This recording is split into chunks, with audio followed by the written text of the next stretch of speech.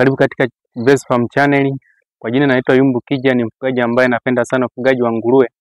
Na ninapenda kushare kitu kimoja kuhusu masuala ya ufugaji wa nguruwe. Leo nitaenda nishare na wewe kitu kimoja ambacho kinahusu kuhusu magonjwa ya nguruwe. Nitazungumzia gonjwa moja tu ambao ni minyoo.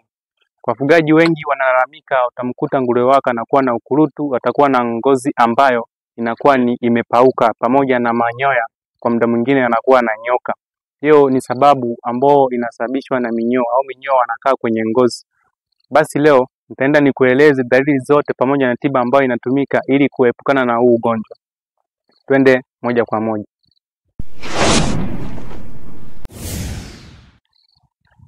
Utakuta nguruwe wako anajikuna kwa muda mrefu pamoja na manyoya kunyooka muda mwingine na ngozi kuwa kavu.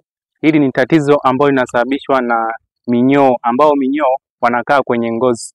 Na hili tatizo ambapo usipolishughulikia mapema inaweza kuleta negative impact kwenye ufugaji wako.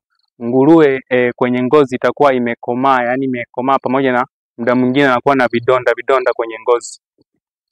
Utatibuje huu ugonjwa? Kwa kuangalia hizo dalili. Tumia dawa ya Ivermectin. Hii dawa ni dawa ambayo inatibu aina nyingi sana ya minyoo.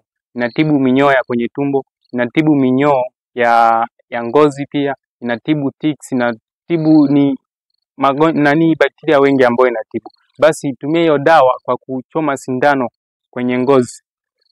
Namna gani utamchoma nguruwe sindano? Approach nguruwe wako, yani umsogelee, usimuogope, msogelee afu mshike kwa taratibu. Ukishamshika nguruwe wako, basi utakuwa tayari kabisa una uwezo wa kuchoma sindano kwa nguruwe wako kulingana na uzito ambao yuko nao. Usichome sindano kwa nguruwe unataka kuinject dawa, usiangalie umri alionao.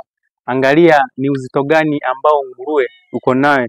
Basi utaweza kuchoma sindano kulingana na uzito pamoja na mili za dawa ambazo zinatumika, utamchoma nguruwe wako sindano. Kingine, unapotaka kuchoma nguruwe sindano, angalia unachoma mahali gani. Kuna fugaji wengi wanalalamika, mimi nachoma sindano sana lakini nguruwe wangu hawapati nafuu au hakuna unafuu wote ambao unapatikana baada ya kuchoma sindano. Tatizo ni kwamba unachoma sindano wapi na unatumia milisi ngapi kuchoma nguruwe wako. Unaweza ukatumia milisi moja kwa nguruwe ambao ana uzito wa kilo 100, hapo dawa haiwezi kaenda kufanya kazi inavyotakiwa. Bali angalia uzito na unaweza kuchoma sindano.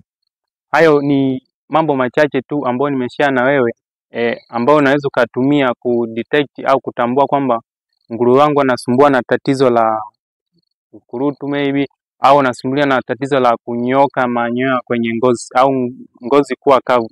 Tumia dawa, choma kwenye ngozi, matokeo utapata, na mimi utaendelea kunipenda na utaendelea kuangalia video zangu. Hii ni muhimu sana kwa wewe ambaye mfugaji wa nguruwe. Utapata matokeo na unaweza kutoa comment zako hapo ili tuweze kufundishana zaidi. Asante sana, shukrani sana kwa kuangalia hii video.